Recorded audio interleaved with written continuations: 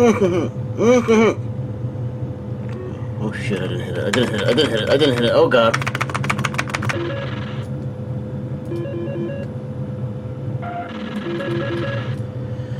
I just landed on the water.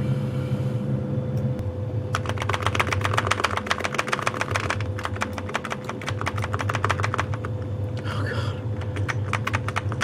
My arrestor hook did not deploy. But it's okay. I'm alive. Originally coming out in the summer of 1988, I'm thinking June, July-ish for my research. This is FA-18 Interceptor from Electronic Arts and Intellisoft. A truly groundbreaking simulation and an Amiga exclusive. Well, yes and no, actually. It's kind of complicated, but we'll get more into that a little bit later on. First, I wanted to give a little bit of a shout-out. This one was requested by Life School, a.k.a. the owner of the Lemon Amiga YouTube channel. Requested over a year ago, and I'm finally getting to it. But yeah, he's a friend of the channel, and he's one of the very few people out there online that's actually showing these American games now in NTSC mode in 4:3 aspect ratio correctly, as you're seeing here.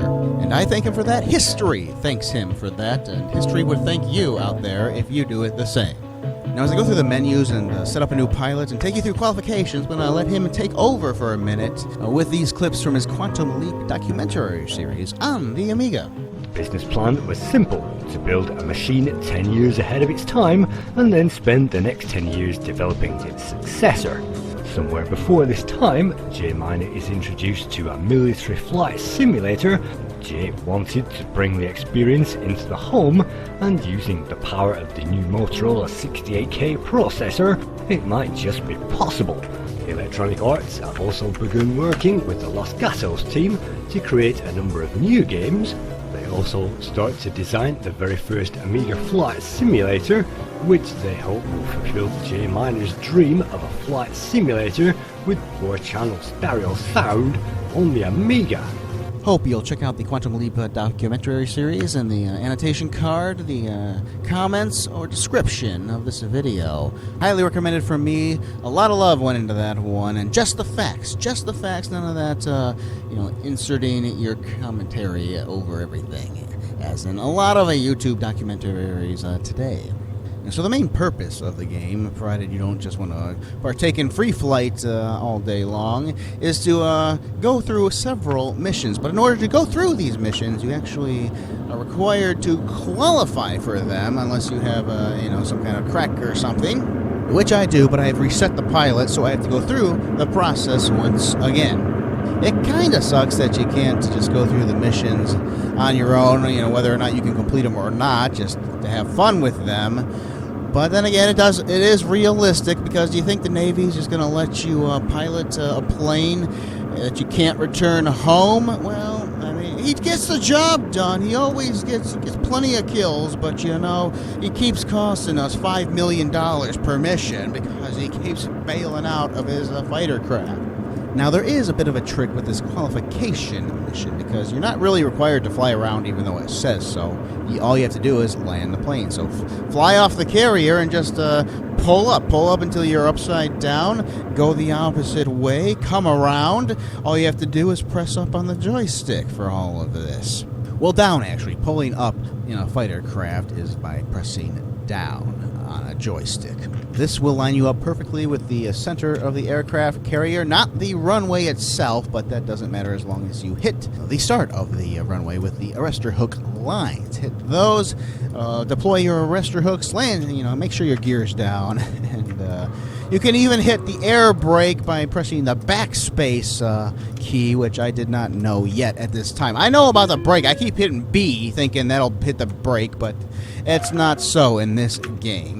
And well, perhaps that is kind of cheesy to qualify here. I mean, you still gotta. I'm going to win the complete game. I'm going to win every single mission. That means I have to actually land on the carrier the legit way by flying around and such. So this is just to get me through the missions and learning, by the way. It's not easy. It's not easy landing on an aircraft carrier. The more you do it, the more you're going to get used to it. But that's a tip there. That's exactly how I qualified the first time. And if you just want to see some of the missions the game has to offer, well, that's how you can hopefully, more easily attempt that. It's a great way to practice because, it's one thing, it's take out all of the challenge that you can before actually landing on the aircraft carrier, which is still going to be challenging. So take out that whole lining everything up perfectly part, and because you're already going to be lined up, and then just worry about landing. Let's take a look at the manual. Electronic Arts #1 in the USA. FA-18 Interceptor tests your air compatibility as you fly a super modern jet fighter against destruction-seeking intruders. The action unfolds in a realistic flight environment. You skim over the bay, soar over the San Francisco Peninsula, and perform maneuvers above the Pacific Ocean. You look out from the cockpit of a Navy FA-18 Hornet or an Air Force F-16 Fighting Falcon. Have some tips for some of the missions here. In this first combat mission, you take off from San Francisco International in an F-16 Falcon or F-18 Hornet. Your assignment is to find and identify an aircraft. It's somewhere out there. Then return to SFO unscathed, the aircraft which you must identify, maybe friend or foe. In visual confirmation, you face some danger of attack. All your weapon systems are operational, so arm your weapons if you spot a bogey. Shoot only if fired at. If you can avoid a melee, you're better off. An on-screen message lets you know when you've completed your assignment. Head for home and put your aircraft down in one piece. Tips from a combat veteran. Learning the workings of today's modern fighters is a key element of the pilot's art. He needs to know where all the controls are by touch, but more than that, he needs to approach his aircraft as the wonder of aerospace technology that it is. Your F-18 Interceptor and F-16 aircraft are the best that the Navy and Air Force can put in the air. They are the results of thousands of hours of design and engineering and are kept in tip-top shape by careful ground crew maintenance. In your hands, the F-16 and the F-18 turn into precise instruments, and the trained pilot emerges as a surgeon of the sky. The qualities that a Top Gun must have include courage, determination, acceptance of danger, and a measured faith in his ability to get the job done without fanfare. A flashy show-off is guaranteed one of two outcomes: a quick trip to the beyond, or lots of practice separating himself from the lines of his flight chute after a dizzying fall to the earth. A smart pilot builds a good variety of maneuvers into his repertoire, practicing each until it's second nature. Careful preparation installs a calm, winning attitude in the most heated of aerial encounters. Welcome to the Combat Pilots Fraternity. Now, this is the only mission where you can fly an F-16 Falcon. The game is called F-18 Interceptor, so I'm going to be flying the F-18 for this review. The Falcon, I'm not quite sure how differently it is treated in-game to the F-18. It seems to maneuver exactly the same. The payload is the same. The dashboard, cockpit is exactly the same. In reality, the two planes are quite different from each other. I believe the Falcon is measurably faster than the F-18. If it's also faster in-game here, I didn't really notice it. If you're looking to see the Falcon, check out my written review, shot97retro.blogspot.com. I definitely took a few pictures of it for there. From an interview I read from Bob Dinnerman, the creator of the game, he was saying that he made it selectable because he had that mission. There's a mission where you are trying to turn around some defectors or some terrorists or something that have stolen an F-16 and they're taking it to Russia or the Soviet Union back then. So my feeling would be that they just developed the model for it, and that it's probably still the mechanics of the F-18 there. But it's there, so why not let you fly with it? Well, the MiG's there too. Why not let me fly with that one? So the game takes place in the San Francisco Bay Area, in the Pacific Ocean, and it's an essential ingredient to this game. It's how you can perceive motion and speed and such. Having this landscape here is absolutely essential. It's very recognizable. The bay, so you have lots of water area. All the geography in this game, it owes everything, to the way the land and the rivers and the oceans, carve out that land. Because despite San Francisco itself probably being the most hilliest major city possibly in the world, so there's tons of geography there. It's going up, it's going down, lots and lots of elevation changes inside of San Francisco. That is not really represented here. There's a couple little tiny mountains scattered about, but the overall, it's all flat for the most part in this game. So F-18 absolutely needs this geography, along with the buildings. There are a lot of buildings that are representative of San Francisco. You got Alcatraz there. You got the Golden Gate Bridge. But beyond that, you get up high enough, you can see all the way to L.A., so it's essential. It's an essential ingredient, this particular location. They chose it nicely for this one, given the limitations of the game. Not the system. The system would do better in terms of geography and hills and such. There's a lot of awesome flight simulators for the Amiga, but this one here was the first one to really blow everyone's mind. I mean, there was a couple of flight simulators before this one actually that were blowing people's minds on the Amiga, including Flight Simulator 2 and Jet. But those were ports, and although done well and done better on the Amiga, this one is an Amiga original from Electronic Arts, and it blew everybody's minds away at the whole speed of it all at the time. And speaking of blowing people's minds away, let's look at some reviews of the time period from Commodore Magazine, November of 1988. Cinemaware in search of interactive excellence. Are you ready to step up to an Amiga? Save $100 when you trade in your Commodore computer on the purchase of an Amiga 500 or Amiga 2000. The FA-18 Interceptor on the Amiga. Electronic Arts, 1820 Gateway Drive, San Mateo, California, 94404, 4995. Have you ever wanted to fly at Mach 10 in the world's most advanced fighter plane, the FA-18 Jet? If so, then hold on to your helmet and prepare for some non-stop high-flying adventure. From Electronic Arts comes FA-18 Interceptor, which puts you in the pilot's seat of your very own jet.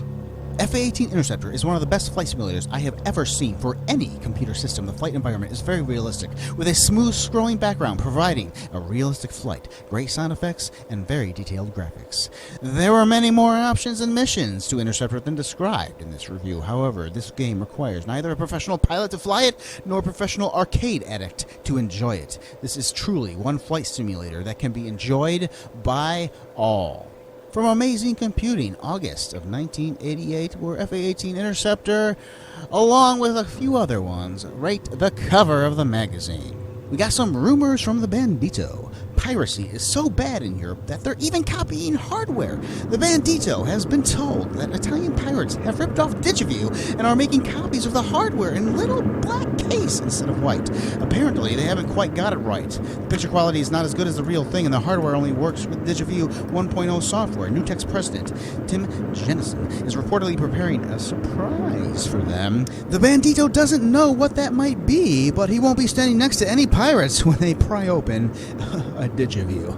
Always remember, folks, piracy, it hurt the Amiga, it hurt the Amiga everywhere, but especially in Europe. So always gotta have those little facets in your mind when you make statements like, oh, the Amiga was nothing in America. Well, a lot more people actually bought the software in America, and there was a lot more population. And when you consider everything and put it all together, I'm not making any judgments, but you need to consider all of these things. And when you do consider them, America more important than the people online are giving it credit for when it comes to the Amiga.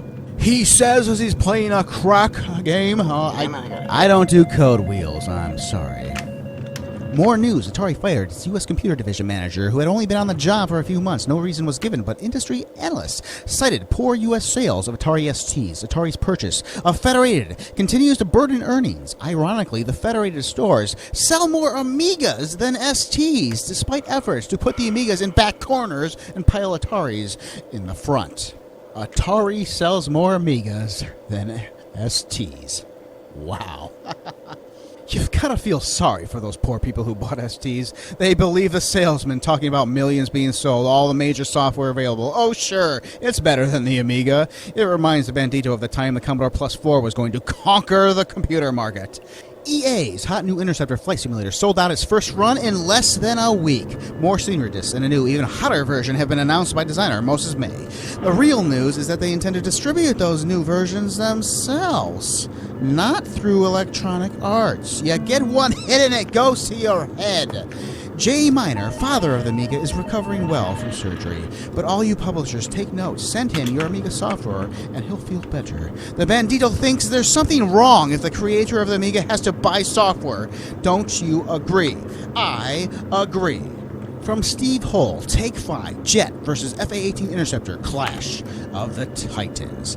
Now, many reviews at the time actually reviewed both of these games together. I could not disagree more with reviewing two completely separate games together at the same time, but the first page is mostly dedicated to Jet there. The Challenger, FA-18 Interceptor by Electronic Arts, is a different breed of animal in many ways. Unlike Jet, it is a completely closed product and likely to stay that way. There's no facility for modem play, nor does the range of scenery ever get very far from the San Francisco Bay Area. EA Company representatives deny any plans to expand the product, a policy in line with the treatment of previous EA game titles. In other words, what you see is all you're likely to get. There may be a little more than what EA lets on there. But what you get is incredible. From the initial title screen with its brooding soundtrack, the designer's sense of drama is evident. FA-18 Interceptor's approach is different, not just from Jet, but from all combat titles that have gone before it. The result is the most involving simulation you've ever seen. There is no question as to which is the better game. FA-18 Interceptor offers superior graphics, sound, and a sense of drama that Jet lacks. As for which is the better simulator, only a real fighter pilot is likely to know, or for that matter, care. Jet is an excellent product, but FA-18 Interceptor is simply astounding. It blows everything that has come before it out of the sky. Now, speaking of blowing something out of the sky, this game allows you to blow a certain someone out of the sky. Not all heroes wear capes.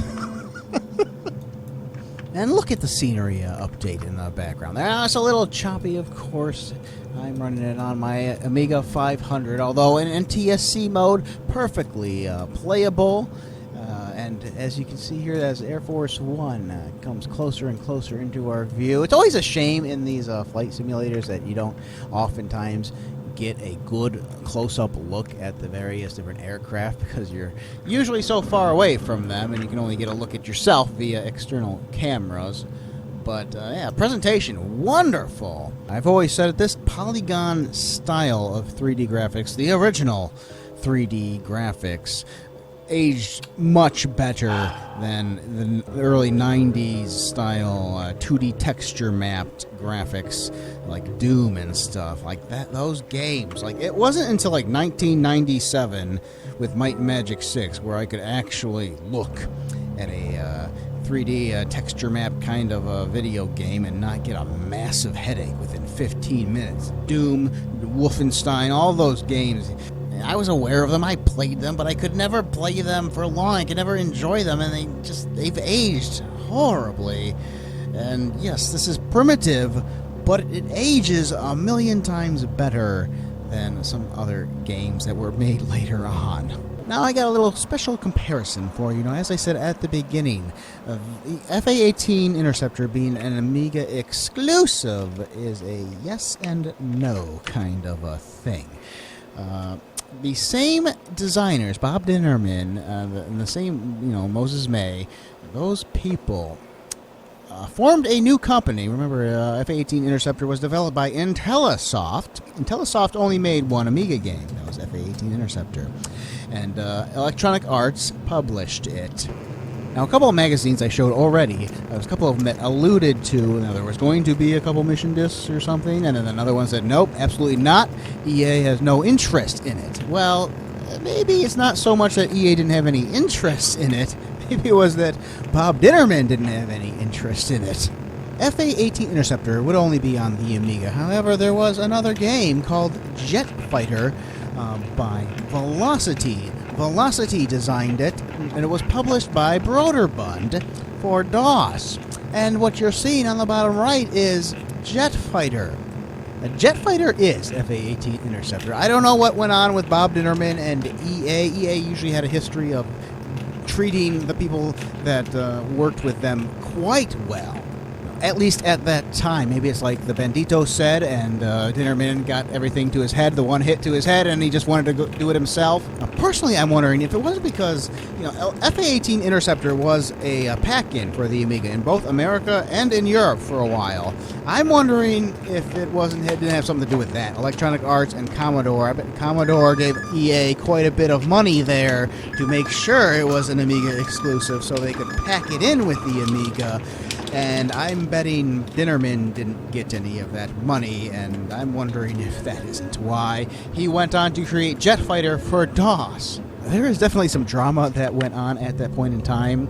I would love to hear more about it. The interview that I read from Dinnerman, and he's really only done that one interview, as far as I could tell, that was about FA-18 Interceptor, and of course, the person interviewing him didn't go into those fascinating topics at all, just asked some easy questions. And Dinnerman did mention Jet Fighter 3 at one point in the interview, but I'm doubting the person giving him the interview had any idea that he ever made any other games, and Jet Fighter was an extraordinarily successful, long-lived series. Started with DOS, and it only stopped being made a few years ago, actually.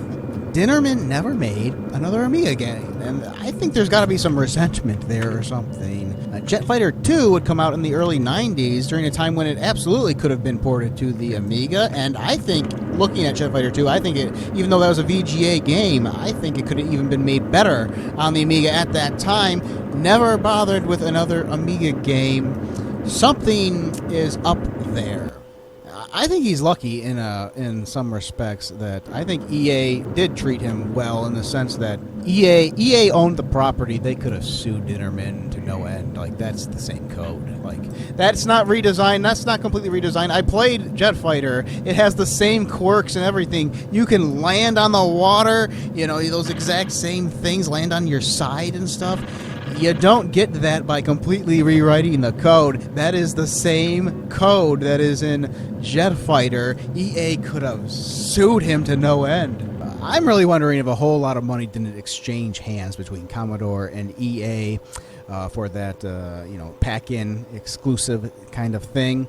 And Dinnerman was not so happy about that, did not get the money, and then he parted ways. And EA kind of might have felt a little bad, so they let him do what he did with Jet Fighter. I don't know. Somebody should ask him. Somebody should ask Trip Hawkins, too, because I think there's probably two completely different sides to that story, and the truth is probably buried within both of them, and you gotta kind of sift through them. Now, Jet Fighter, in comparison to FA-18, it adds several things. It has a whole bunch more missions. It has LA is now a selectable area. It's actually a selectable area in FA-18 too. If you go to Free Flight and instead of pressing 1 through 4 for the starting location, you can press 0 and it will take you to LA. And that's because it was all intended. It was originally intended to be in FA-18. He ran out of time, so the LA area was stripped. So if you actually hit 0 in FA-18 Interceptor, you'll be transported to LA on grass. The runway is not implemented there yet, but you can take off there. You can take off in LA, and you can, fly back to San Francisco if you wish. So all that stuff. Jet Fighter is what he intended FA-18 to be, I imagine. However, due to the EGA technology at the time, it does not look as good. Sound effects are ferocious on DOS and that PC speaker. The engine noise will drive you insane, and that's enough not to want to play it right there. The sound is horrible. In essence, at least on my DOS computer, which is extraordinarily fast, I had to use a slowdown program to slow it down because it wouldn't even play, because it's not timed to any specific frame rate or anything. The gameplay, in essence, is still there in the DOS version, so if you want some more FA-18 and you're disappointed that they didn't give you some more missions, well, Jet Fighter for DOS might be something you want to look into, but it is definitely still lesser in the DOS format there, because it's EGA and those PC speaker sounds. But it's very interesting historically to note the connection between FA-18 Interceptor and Jet Fighter, which I don't ever see, like Hall of Light, no Amiga place. Again, you get yourself in your bubbles, and you don't realize stuff that's right there in front of you. There's got to be a great story there, and I hope someday it will get told by somebody. Let's take a look at Amiga World from February of 1989. Plain talk. And over the past month, I logged enough hours in the cockpit of flight simulators to get my pilot's license twice over. All that airtime reinforced my basic feeling about flight simulators. Playing games is much more fun than just flying around. For me, the Top Gun is, by far, FA-18 Interceptor from Electronic Arts. It offers exciting missions and very good cockpit graphics and sound, including details such as the whine of the landing gear retracting. The scenery is decent, but the pace is so fast that you won't want to waste time looking around. FA-18 Interceptor handles the most naturally of the bunch. I even enjoyed just flying it. From a few months prior, of November of 1988, the top 40 all-time Amiga games. It's kind of early to be talking about the all-time Amiga games, but they had just started talking about games at this point, which is why they've done this. Interesting piece on the Jumbotron of Miami's Joe Robbie Stadium of the Miami Dolphins, using the Amiga to work the Jumbotron there. Found a couple advertisements for things I've already covered, so bear with me. Intelligence is a gift. For excellence, check that one out. Also, check out TV Sports Football. So real, it sweats. First, it was the Lucky Strike Hit Parade, and then Dick Clark's American Bandstand and Submarine Watching with Murray the K. And so on the way to Judy Brown with Club MTV and Casey Kasem's American Top 40. Now, let's get on with the countdown. Number 7 of the top 40 Amiga games of all time, FA-18 Interceptor, the best flight simulator. FA-18 Interceptor is without the doubt the fastest flight simulator on the Amiga market. It's also the most fun. You have your choice of flying the Navy F-18 Hornet or the Air Force F-16 Fighting Falcon, taking off from land or the deck of a carrier. FA-18 is not as complex a simulation as Flight Simulator 2, but it is a far better game. Like most of the Amiga's best games, it utilizes digitized sounds and excellent high-speed graphics. How do you slow this thing down? Now, you might think this is like a complex simulation. Of course, you got to read the manual and stuff. Actually, until this mission here, the rescue pod mission, where somebody has bailed out from their plane and landed in the Pacific Ocean here, besides this mission, I did not... This was the first time I checked the manual, because I had to, because I could not figure out how to deploy this rescue pod thing. Everything else is pretty intuitive. You want to eject? That's a Shift-E. Makes sense. Speed is controlled by the function keys. You might not realize that at first, but, just playing around with the keyboard, you're going to realize that one soon enough. You want to decrease a little bit, plus and minus. Pause is a P.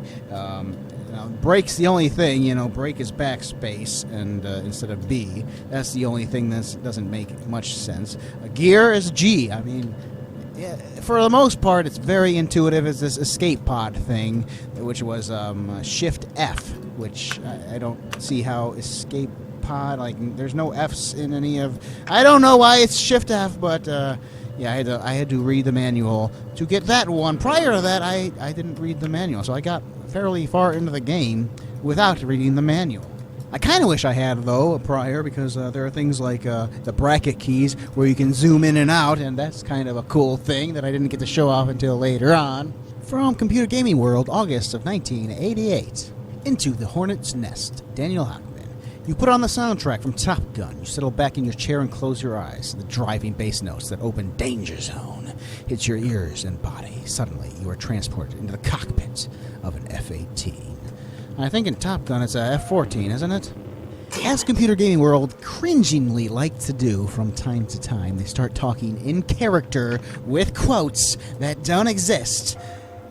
We'll just go on. We often experience life vicariously through our computer games. Never is this more true than with the jet fighter simulators. After seeing Top Gun and reading books, such as Stephen Kuntz's excellent Flight of the Intruder, we yearn for these experiences that, if unavailable in reality, we can have thanks to such programs as EA's new FA-18 Interceptor, Sublogic's Jet, and Spectrum Hollywood's award-winning Falcon. Now comes F-18 Interceptor, graphics that surpassed 6800 jet, and that is difficult to do. And the sound, wow! Talk about realistic feel. The sound is fantastic. You will hear the scream of the jet engine, the explosion of missiles, the barrage of cannon fire, all sounding very realistic. Missile strikes against certain buildings also produce the smoke columns. In particular, the Electronic Arts buildings and nearby structures are live targets. If for any twisted, sorely reason, or simply because of basic human destructiveness, you feel the need to demolish EA, you can take off from the San Francisco International Airport, loop the plane, and head south. Both 6800 Jet and F-18 Interceptor are very engaging products, so which is better? Not a fair question for these two, for as similar as these two products are, they are different enough that picking one over the other would be like asking which is better, an apple or an orange. So why do you review the two together?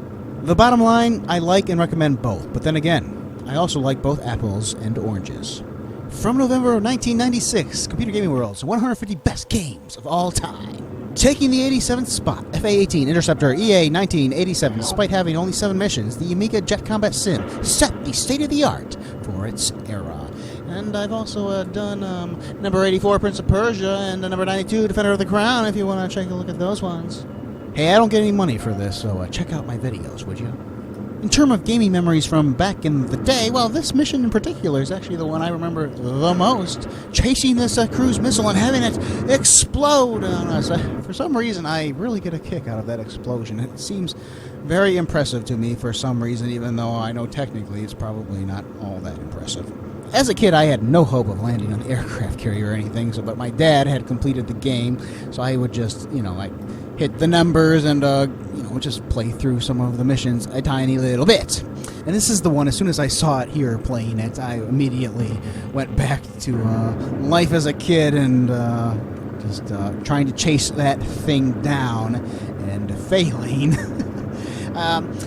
When you play the missions a second time, actually everything changes slightly. It's still the same overall missions, but the locations of everything changes. So, like, for example, that search and rescue, where it's by the island, island, Falcon Islands, it's over there originally when you first play it, but if you play it a second time, it goes more into the bay, quite far in the bay, and there's more enemies over there and stuff like that. The cruise missile is almost right in front of you, actually, when you start the mission the second time, and it probably changes even more. Maybe, I don't know, maybe it just changes 2 times. I only played them twice over, but some of the missions did change a little bit. Locations and everything did change the second time around. As a Computer Gaming World mentioned prior, you can indeed find the Electronic Arts headquarters. You just go to the Pacific Bay. There's those 3 kind of bridges in the San Francisco Bay Area. It's the one southernmost. You go there. There's a crossroads in X, and it's right there for you. And I was originally just going to do, like a salute flyby kind of a thing. I wasn't going to destroy them originally, but then I just had thoughts of, endless sports titles, year after year after year, the same thing. All they do is a roster update. I couldn't separate them. I wanted to fix what they would become by destroying them in the past.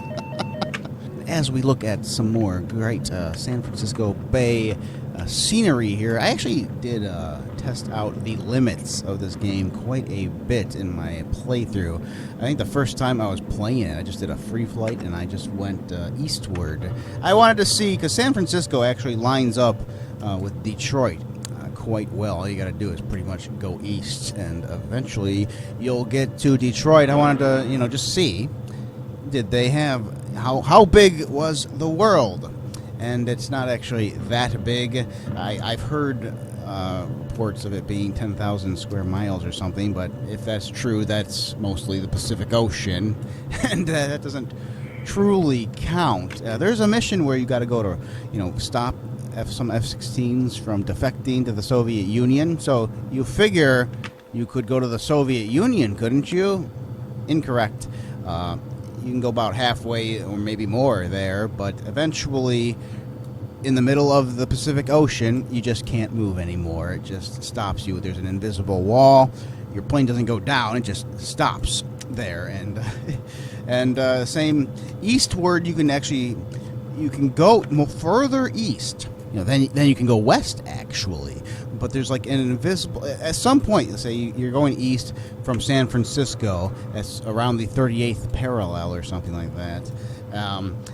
At some point, not too far away from San Francisco, you magically, instantly get transported to the 34th parallel, which is more towards LA area.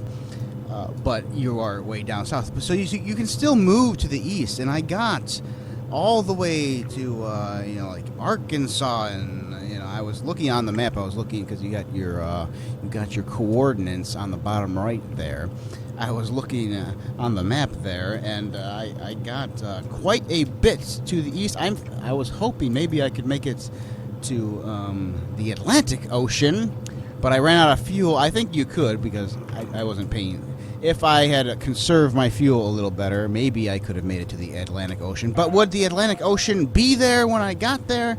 I don't know, because prior it was just all flat land, and you couldn't move north or south from that area. You were stuck at like the 34th parallel. You couldn't move. You could still go east, but you could go east, you could go west, but you couldn't go north or south. So the world is very impressive for the time, of course, especially when you are sticking to the Pacific Ocean line there, but at the same time, it's also very constricting.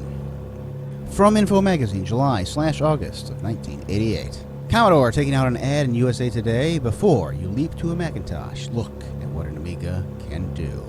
More good financial news for Commodore. Yet another healthy, profitable quarter. The third financial quarter, ending March 31st, resulted in sales of $200.3 million with a profit of $9.6 million for the quarter. Sales for the first 9 months of their fiscal year total $655.9 million with profits of $43.6 million. That's an increase in sales about 18% over the same quarter last year and $17 million more year-to-date profits for the first 9 months. If you got Commodore stock, you've earned a dividend of $1.37 a share. Along with Financial Report, Commodore CEO Irving Gold indicated that the sales of the Amiga product line now account for 45% of Commodore's sales. They wanted it to do better. I always keep telling people this. They wanted it to be number one and outsell the Commodore 64 even in the history books. It still did well. Don't let anyone tell you otherwise. Info interviews Jay Miner. Jay Miner is the designer and engineer responsible for the MOS chips in the Atari 2600 video game system and the Atari 800. He is also, in his own words, the father of the Amiga. Looking back, what do you see Commodores having done for and to the Amiga? They saved our lives, really. I don't think Atari would have. I think they would have taken the chips and run with them. Commodore gave us the money to produce the first Amiga, and it cost a lot to bring Amiga into production. They contributed a sizable amount to advertising. However unwisely or unsuccessfully, they spent it. I think Commodore did a fantastic job for the Amiga. They must have poured 40 or 50 million into the machine in advertising. The initial advertising wasn't productive or smartly done, but it did cost a lot. He wishes that Commodore hadn't hated the 1000. He wanted a cost-reduced version of the 1000. Commodore also wanted a cost-reduced version. They called it the 500. But the 500 took too long to get going, so there was a year there in 1986 where nothing was happening, and he blames that on a lot of the problems in the future. Could you pick one thing as your favorite piece of software? My favorite software is something that isn't out yet. It should be out soon because Electronic Arts has promised to publish it. It's called Interceptor. It's a flight simulator with a lot of capabilities like Sidewinder, heat-seeking missiles, and a parachute so you can eject and watch yourself coming down. EA has been holding back on releasing it, and I don't know why. I have a strong paranoid suspicion, although it's nothing I can prove, that EA is starting to get so much work for the IBM and the Macintosh that they don't want to do Amiga anymore. I really think Amiga was the software that made them, with deluxe paint and music construction set and the like. But these software companies go where the bucks are. Well, they had a few more years for the Amiga, I will say. Man decapitated by ejected disc. Elvis's ghost reveals UFOs are using refurbed Amigas. Jack Trammell still in charge of Commodore brain inside of exec's body. CRT radiation, good for you. These are all jokes, obviously, these last couple ones. And hey, this video should be out on my birthday, so let's look at the hacker's horoscope. Leo, it's most urgent that you remove your ID from any local pirate BBSs, but as usual, a great day for writing screen display hacks. Finally, the review from Info. They put the pictures of the games on a separate page for you. 5 out of 5 stars. Here's the only possible contender for Sublogic's 5-star Jet for the Amiga. I played both flight simulators side by side for hours and hours. Both are extremely good and each have their strengths. Interceptor flies more smoothly, looks better from the outside, has more realistic cockpit view, a nifty training mode, and has better sounds. A near tie. You better save your dough and buy them both. We got a lot more to get to. Let's do them quick. Dragon Magazine, getting 4 out of 5 stars. This flight simulator is without a doubt one of the easiest to learn and most graphically pleasing of any such offering presently on the market. The only reason this flight simulator did not get a 5-star rating is due to the fact that some users could become frustrated over their inability to land on the carrier. Spring of '89 computes Amiga resource. According to the documentation, designer Rob Ditterman set out to create the home computer equivalent of an Yvonne Sutherland flight simulator, the kind used by the Department of Defense. My guess is that he has come as close as anyone will in the near future, and he has created what is probably the best combat flight simulator ever. 3 more pages of that one, but we're going to skip ahead to Ahoy, January 1989. Well, hey there, beautiful. It's my joystick. For use with the Amiga, among other systems, Wico's ErgoStick is form-fit to the human hand with individually sized finger grooves. The soft, pliable material used for the body of the joystick makes it easy to grip. The Amiga is winning its battle with the Atari ST for U.S. market share when they premiered to look like a toss-up. This spread product development evenly between them. While the ST audience has grown little in the last year, the Amiga has become a significant part of the home computer business. Games, which might have been done first on the ST, are now implemented on the Amiga first. The Amiga is now a force in international computing. The ST is popular in England and some other countries, but the Amiga is doing well just about everywhere. A game on the Amiga has a higher worldwide sales potential than one on the ST. The simulation of the year is Test Drive, the original Test Drive. Would-be pilots have an embarrassment of riches in this year's honorable mentions. FA-18 Interceptor and Jet are both outstanding flight simulators that have many fine qualities in common. They feature multiple persistent views, a wide range of missions, and outstanding color graphics in their depiction of jet flying. Phew, you think I collected enough American magazines showing off this Amiga game? And almost none of those actually were in the Hall of Light, the English Amiga Rack magazine listing. Oh, none of them. I found all of those on my own. They are out there, but I don't think they don't care because it's the English magazine rack. Make your own. Wow, you really care about the Amiga, don't you? The descriptions of the missions in this game, your objectives, are not always clear. As an example, here in this one, you're told you need to take down a sub in this final mission, which you can actually do. I found out later. I have a picture of it in my shot97retro.blogspot.com review. I have some plumes coming up from the sub, but you can actually shoot it down, but you can't have your missile. You gotta, aim your missiles perfectly at the sub in certain areas to get it down, but it never actually sinks or anything. So, certain objectives in this game are very not clearly written down for you. And in actuality, you don't have to sink the sub or even hit the sub at all. You just have to destroy all of the enemies. Because I do care about both sides of the pond and their different views. Advanced Computer Entertainment from July of 1988. There's only one outstanding game this month, the only one our rigorous standards have allowed us to reward. The coveted 900-plus score, Interceptor from Electronic Arts. It's a program that we raved over when we saw the demos, and that more than fulfilled its promise when the real thing came along. Read the review, admire the pictures, and marvel. £24.95 out now. No other versions planned. Graphics like this make the case for buying an Amiga far better than words ever could. But screenshots don't tell the whole story. On 512K machines, the engine noises, explosions, and ominous background growl are electrifying. But on an expanded Amiga 500 or Amiga 2000, they're even better. Graphics 10, IQ factor 7, audio 8, fun factor 9, ace rating 934. Programmer Bob Ditterman and the IntelliSoft team have really pulled out all the stops on this one, with a terrific overall game structure and tremendous attention to detail. Purists might dispute the label simulator. It certainly wouldn't train you to fly a real-life Hornet, but this program combines realism and gameplay far too well for that to matter. If you want seat-off-the-pants air combat action, miraculous graphics, and the 6-month training period, look no further. Andy Wilton. From Amiga Computing, only the Amiga makes it possible. It's kind of our slogan, and so often a true one, but game software houses with an eye to the quick buck so often let the machine down. Electronic Arts has hung in there supporting our machines since the days of prototypes, so it is fitting that the company should have produced the greatest ever Amiga program. wonderful sampled sounds, which get louder when you view from outside, fast 3D solids, with a surprising amount of detail, including the EA offices in California and Alcatraz. A good range of missions, spaced and difficulty, gives a sense of achievement. A game only possible on the Amiga, it uses the blitter and sampled sound. Hours of fun packed flying time. You will want to go back for more when you have finished all the missions. Overall, 96%, the greatest Amiga game ever. You will believe a computer can make you fly. From ST, Amiga format, 16-bit beauties. Why the ST and Amiga are changing the face of computing. In the UK, whatever the technical merits of the two machines, it's generally accepted that the ST has sold about 3 times as many units as the Amiga. However, in the States, the reverse holds, and the Amiga is very much the dominant party. You can't help but be amazed by the graphic sequences that are possible. They are every bit as thrilling as those in films like Top Gun or Firefox. But the big difference is that you're in control. The difficulty level has been set just right so that even a beginner can get plenty out of the game in a short time, but it will continue to offer increasingly difficult challenges as the player improves. It's a stunningly absorbing game that is impossible to put down once you've taken up the challenge. 91%. Raz Magazine, January of 1991. In its budget version, 90% has lost nothing with age and is still one of the best flight sims around. The superb graphics have yet to be matched by some present-day simulators. Sound, too, surpasses most other flight sims. £9.99. Magazines from both America and Europe generally loved the game, and well into the future they would look back on it from time to time. Computer Gaming World Hall of Fame there. As a budget release, still one of the best flight sims. The only somewhat mixed reviews I found were in the 70% range, and all of them were from Germany. I can't read it, so I don't know exactly what their gripe is and why they have the mixed reviews there, but that's the only ones I could find was from Germany.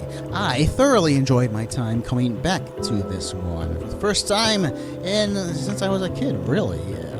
I still think it is a fun game to play to this very day. It is a pivotal title in Amiga history. It's a pivotal title in all of the computer game fandom. Definitely a must-play if you have an Amiga. The only thing you can say bad about it is the lack of missions, and I think Bob Dinnerman is mostly to blame for that one. He took it over to DOS. Check out Jet Fighter if you want more missions in this game, but still, if you look at it from a certain angle, it's wonderful that way. The less missions in a certain context, if you just want to come to a game and play it and not be burdened with it for, F-19 Stealth Fighter has over 100 missions, and in some senses that's great, and in some senses that's an awful thing to have to go through all those missions. Here you can just go through 6 missions, have some fun, and put it away for a while, and you'll enjoy yourself while you're there. Let's check out some other videos. Well, we got to check out Life School, as mentioned in the beginning of the video. Check out his Quantum Leap documentary series. Check out, another polygonal type game that I did was Out of This World. Check that one out. Check out Wing Commander for a little space flight combat simulator there. And finally, Marble Madness, another Electronic Arts game. If you all enjoyed the video, check out my written review, shot97retro.blogspot.com, and see you next time. Sayonara.